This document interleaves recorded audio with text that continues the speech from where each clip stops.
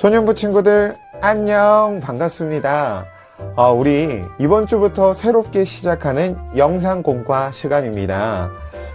비대면 예배가 지속되면서 대면으로 교회에 나와서 담임 선생님들과 같이 공과 공부를 하는 친구들도 있지만 가정에서 실시간으로 예배 또는 영상으로 예배 드리는 친구들에게는 공과 시간이 없다는 아쉬운 점이 있었습니다. 우리 친구들이 영상으로나마 공과 시간에 같이 참여할 수 있고, 또 지금은 대면과 비대면 예배가 병행해서 드리고 있지만 또다시 코로나가 심해져서 우리 전면 비대면으로 모두가 영상으로 예배 드려야 되는 순간에도 우리 친구들이 당황하지 않고 자연스럽게 계속해서 예배와 공과 이 두 가지를 같이 진행할 수 있도록 영상 공과를 시작합니다. 영상 공과는 우리 친구들이 영상 공과 이 동영상을 보면서 가정에 발송되는 공과책을 보고 집에서 직접 공과 공부를 시행하면 되겠습니다. 우리 친구들은 영상으로 공과를 참여한 친구들은 댓글에 우리 친구들 저 공과 했어요 라고 댓글을 달아주시면 되겠습니다. 올해부터 달란트, 작년에는 비대면으로 예배드리면서 달란트 시장이나 달란트 잔치, 에버랜드나 롯데월드에 가는 여러 가지 달란트 관련 행사들을 진행하지 못했었는데요. 이번에는 1년의 시간이 있었던 것처럼 더 보완되어서 지금 비대면으로 코로나 상황 가운데에서도 우리 친구들이 달란트를 이용해서 달란트 시장이라던가, 그리고 올해 하반기에는 우리 친구들과 같이 에버랜드 또는 또 다른 어떤 시설들을 놀러 갈 수 있는 것들을 기대하며 달란트를 모으는 것을 전면 개편하였습니다. 우리 친구들이 교회에 와서 예배 드리지 못한다고 해서 달란트를 모을 수 없는 게 아니라요, 달란트 영상으로도 예배 드리면서 모을 수 있습니다. 우리 친구들이 각자 있는 자리에서 예배를 드리는 것을 사모하고 사수하려고 지키고, 또 그 있는 그 자리에서 또 하나님 말씀 가까이 한다면 전도사님이 우리 친구들에게 달란트를 주지 않을 이유가 없죠. 우리 친구들이 열심히 가정에서도 또 각자 있는 자리에서 영상을 보며 공과 공부도 또 온라인 예배도 열심히 드려준다면 우리 친구들 대면에서 예배 드리는 것과 다르지 않게 참여할 수 있도록 그런 방향들을 열어놓았습니다. 우리 친구들과 영상 공과 실제로 참여하고 댓글에 오늘 영상 공과 했어요 라고 이렇게 남겨주시면 되겠습니다. 요거 남겨주신다는 사실 꼭 기억해 주시고요. 대면에서 예배 드리든, 그리고 집에서, 가정에서 영상으로 실시간으로 예배를 드리든 우리 친구들 모두에게 매주 전도사님이 주는 미션이 있습니다. 그 미션은 오늘 영상 공과 끝나는 시간에 전도사님이 한 번 더 설명해 드리도록 할게요. 그럼 지금부터 영상 공과 시작하겠습니다.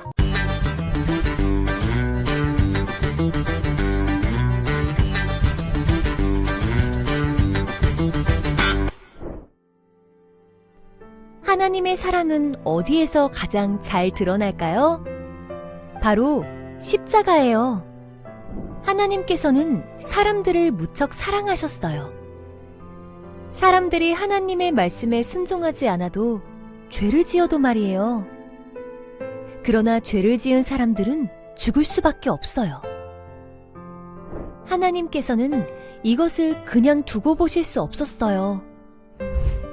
사랑하는 사람들과 영원히 함께 있고 싶으셨어요.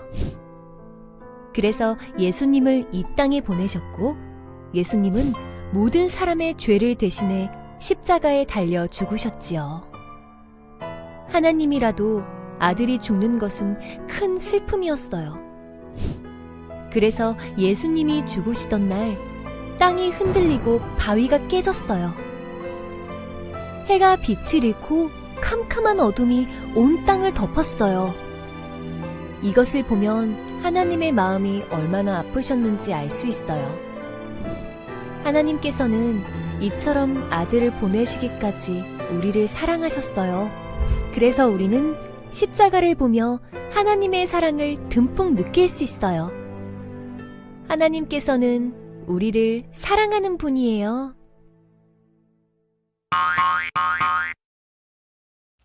소년부 친구들, 설교 말씀 잘 들었나요?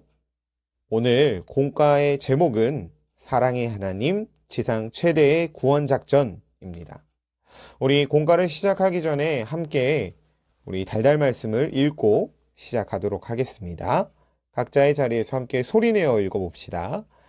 하나님이 세상을 이처럼 사랑하사 독생자를 주셨으니 이는 그를 믿는 자마다 멸망하지 않고 영생을 얻게 하려 하심이라. 아멘. 오늘 공과는 3개의 질문을 가지고 진행할 거예요. 첫 번째 질문을 우리 함께 읽어볼게요. 구약 시대의 제사를 드릴 때 반드시 필요했던 것은 무엇인가요? 우리 공과책 전체 그림을 보니까 5개의 제사를 드리는 모습이 있어요. 이 5개의 제사에 대해서 자세히 알아보기 전에 우리 오른쪽 상단에 있는 아하 그렇구나를 함께 볼게요. 구약의 제사에 대해서 설명하고 있어요. 제사는 죄를 지은 사람이 거룩하신 하나님께 나아갈 수 있는 유일한 방법이었어요. 즉, 죄를 지은 사람은 하나님께 나아갈 수가 없었어요. 그래서 그 지은 죄를 깨끗하게 하기 위해서 제사를 드렸던 거예요. 우리 5가지의 제사에 대해서 함께 알아보도록 할게요. 첫 번째 제사는 번제예요. 제물을 불에 태워서 그 향기로 하나님께 드리는 제사예요. 전도사님이 설교 중에도 많이 설명했었지만 동물들을 가지고 우리가 번제를 드리곤 했었어요. 자, 두 번째 제사는 소제예요. 소제는 동물을 제물로 삼는 것이 아니라 곡식을 제물로 삼는 것을 뜻해요. 그래서 여러 가지 곡식들을 불태우면서 동일하게 그 향기로 하나님께 예배하고 제사 드리는 시간입니다. 세 번째 제사는 속건제예요. 하나님께 바친 제물이나 성전 기물에 대한 율법을 잘 알지 못했을 때, 혹은 하나님께 실수로 죄를 지었을 때, 그리고 이웃에게 어떠한 해를 끼쳤을 때 드리는 제사예요. 우리 친구들이 쉽게 기억하려면 어떠한 피해 보상을 하는 제사라고 생각하면 쉽게 기억할 수 있을 것 같아요. 성물이나 하나님의 것인 성물의 죄를 범했을 때, 또는 다른 사람의 물건, 다른 사람의 어떠한 재산에 해를 입혔을 때 드리는 제사입니다. 그 보상해야 될 재산의 어떠한 물건의 5분의 1을 하나님께 드리고 또 이웃에게도 5분의 1을 더 플러스해서 드렸던 제사입니다. 네 번째 제사는 화목제사입니다. 이 화목제가 참 중요한데요. 바로 사람들이 하나님과 화평과 친교가 이루어졌음을 감사하며 드리는 제사이기 때문이에요. 우리는 매 주일 예배를 드려요. 매 주일 예배를 드리는 시간은 이 화목제의 모습도 분명히 담겨 있어요. 우리가 예배 드릴 수 있음에 감사하고 또 하나님과 교제하는 시간에 또 감사할 수 있는 우리 소년부 친구들 되길 소망합니다. 마지막 5번째 제사는 속죄제예요. 죄로 인해 단절되었던 하나님과의 관계를 회복하기 위한 제사예요. 그래서 신분에 따라 또는 생활 정도에 따라 드리는 제물을 다르게 했었어요. 이 제사를 통해서 사람들은 죄를 씻었고 하나님과 교제할 수 있다 생각했었어요. 그럼 우리 구약시대 때 제사를 드릴 때 반드시 필요했던 것은 무엇인지 우리 답을 달아볼까요? 맞아요. 구약시대 때 제사에는 계속해서 제물을 포함해서 드렸었어요. 지금 우리가 예배를 드릴 때처럼 그저 몸만 나와서 예배를 드리는 것이 아니라 예배를 드리기 위해, 즉 제사를 드리기 위해 제물을 준비했었어요. 번제에는 동물을, 소제에는 곡식을, 속건제에도 그에 합당한 동물들을 준비하고, 화목제, 속죄제도 마찬가지였어요. 죄를 용서받기 위해선 그 자신의 죄를 대신할 제물을 꼭 드려야만 했어요. 그렇기 때문에 구약시대 때 제사에는 제물이 빠질 수가 없었어요. 근데 왜 지금은 제물을 드리지 않아도 되는 걸까요? 그것은 두 번째 질문을 통해서 알아보도록 해요. 두 번째 질문을 함께 읽을게요. 하나님의 아들 예수님은 왜 십자가에 달려 죽으셔야만 했나요? 여러분, 십자가가 어떠한 의미인지 알고 있나요? 우리 오른쪽 상단에 있는 십자가 형벌을 함께 볼게요. 이 십자가로 된 모양은 사형틀을 의미해요. 즉 고대 카르타고, 즉 페르시아 또는 애굽, 아수르에서 죄인을 고문하기도 하고 사형을 집행할 때 사용하는 물건이었던 거죠. 그래서 사실은 이 십자가가 아주 잔인하고 죽음을 상징하는 물건이었어요. 하지만 우리 그리스도인들에게는 이 십자가가 그런 의미가 아니죠. 맞아요. 예수님께서 십자가에 못 박혀 죽으심으로 우리의 죄가 용서되었기 때문이에요. 두 번째 질문, 왜 십자가에 달려 죽으셔야만 했을까요? 많은 사람들이 제사를 드리면서 제물을 준비하고 그 제물에 자신의 죄를 전가해 죄를 용서받고 하나님과 교제할 수 있었어요. 하지만 그것으로 그 사람들의 모든 죄가 용서되지 않았어요.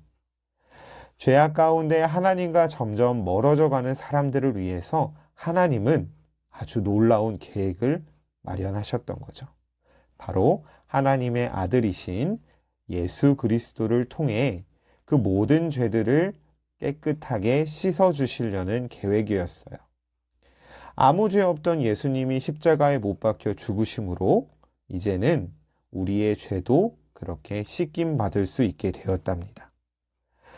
우리 친구들이 쉽게 이해하려면 구약시대 때 제사에 필요했던 제물이 바로 예수님 본인이 되셨던 거예요. 우리의 죄를 씻기 위해서 예수님은 십자가에 못 박히실 수밖에 없었어요. 우리 마지막으로 세 번째 질문을 함께 볼게요. 이제 나에게 십자가란 무엇인가요? 또 무엇을 나타내는 상징인가요? 방금 얘기했던 것처럼 사실 십자가는 죽음, 그리고 죄, 그리고 사형을 뜻하는 그런 흉측한 어떤 모형이었을지 모르겠어요. 하지만 우리를 위해 우리의 죄를 용서해 주시고 씻어 주시고 십자가에 못 박혀 대신 죽으신 예수님을 생각한다면 단순히 죽음의 의미 그리고 죄의 의미가 아니라 우리를 위해 희생당하신 예수님께 감사하는 마음을 떠올릴 수 있어요. 그리고 예수님께서는 그 죽음마저도 이기시고 3일 만에 부활하셔서 사람들에게 나타나 하나님의 말씀을 전해주셨어요. 우리 친구들, 이제 나에게 십자가는 어떠한 의미인가요? 어떠한 상징인가요? 전도사님에게 십자가는 예수님의 사랑에 대한 확증이고, 그리고 우리를 용서해 주신 하나님의 사랑이에요. 이제는 십자가를 보면 두렵고 죄에 대한, 죽음에 대한 것이 떠오르는 것이 아니라 우리를 구원하신 예수님의 희생과 그 감사함이 떠오르게 됩니다. 우리 친구들도 십자가를 보며 어떠한 것들이 떠오르는지 적어볼 수 있으면 좋겠어요. 뒷장에 보면 비밀 메시지 찾기라는 것들도 있고 사랑을 뜻하는 헬라어의 여러 가지 표현들이 나와 있어요. 우리 친구들 잘 읽어보고 정답도 잘 적어볼 수 있으면 좋겠어요. 오늘 공간은 여기서 마치도록 하겠습니다. 전사님이 기도하고 마치도록 할게요. 사랑이 많으신 아버지 하나님, 우리를 사랑하셔서 용서하여 주신 그 하나님의 사랑을 기억합니다. 이제는 재물이 아닌 하나님에 대한 감사함으로 예배할 수 있는 우리 소년부 친구들이 될 수 있도록 도와주세요. 감사합니다. 예수님의 이름으로 기도드립니다. 아멘. 우리 소년부 친구들 영상공과 시간 잘 마쳤나요? 네. 우리 친구들 앞으로 매주 이런 식으로 영상공과도 계속해서 진행합니다. 가정에서 예배할 수밖에 없는 우리 친구들도 영상공과 이 시간을 통해서 하나님 말씀을 더 깊이 알아가는 시간 될 수 있길 소망합니다. 전사님이 앞전에 얘기했었던 매주 우리 친구들에게 주어지는 미션이 있다고 했었죠. 이 미션을 잘 하는 친구들에게는 달란트가 부여되기도 하지만 전사님이 따로 시상하는 시간을 가지려고 합니다. 우리 친구들 열심히 이 미션에 참여해 주시고요. 예배뿐만 아니라 삶에서 실천할 수 있는 것들을 전사님이 미션으로 드릴 테니까요. 우리 친구들이 잘 참여하고 삶의 자리에서도 하나님 말씀 기억하는 우리 친구들 되길 소망합니다. 자, 1월 31일 1월 다섯째 주 이번 주 미션은요. 따단 네, 십자가 그리기입니다. 과거에는 형벌과 죽음에 뜻하던 그 십자가가요, 이제는 하나님의 아들 예수 그리스도의 희생으로 말미암아 우리에게는 사랑 또는 부활 또는 우리에게 용서의 의미가 되어버렸습니다. 우리 친구들에게도 각자 주어진 십자가의 의미가 다를 수 있을 텐데요. 우리 친구들이 생각하는 나에게 기쁨이 되는, 나에게 어떠한 마음을 주었던 그 십자가를 우리 친구들이 그릴 수 있으면 좋겠어요. 집에서 그냥 노트도 좋고요. A4 용지 같은 하얀 종이도 좋고요. 스케치북도 좋습니다. 열심히 처음 시작하는 것인 만큼 열심히 잘 참여해주는 친구들에게는 더 큰 이렇게 보상이 있겠죠. 우리 친구들 열심히 참여해 줄 수 있으면 좋겠고요. 네. 요번 주 미션은 십자가 그리기라는 사실 잊지 말고 우리 친구들 잘 참여해 줄 수 있으면 좋겠습니다. 요번 한 주간 기억하면서 미션 잘 참여할 수 있도록 열심히 노력해 주세요. 그럼 우리 다음 시간에 만나요.